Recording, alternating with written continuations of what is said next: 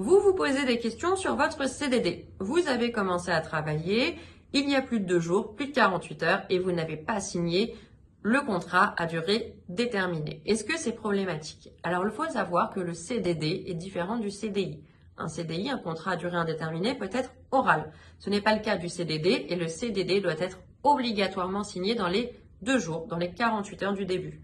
À défaut, qu'est-ce qui se passe? À défaut, on peut considérer qu'il y a une requalification en CDI. Et ça veut dire quoi concrètement? Ça veut dire que ça ouvre droit à des dommages et intérêts.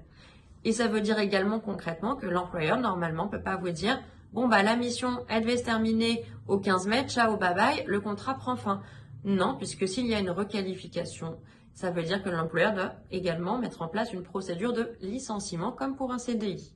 Est-ce que tout ça se passe automatiquement? C'est-à-dire que l'employeur se dit « Ah mince, j'ai pas fait signer dans les 48 heures. » Non, en général, c'est pas automatiquement. Il faut contester et il faut mettre en avant ces points-là qui sont des réels points juridiques. Et ce qu'il faut aussi savoir, c'est que si c'est la Cour de cassation qui nous le dit, si c'est le salarié qui traîne les pieds pour signer, etc., parce qu'il sait qu'il y a tout ça derrière, à ce moment-là, puisqu'il faudra démontrer, comme toujours, que c'est le salarié qui a traîné exprès pour arriver à plus que 48 heures.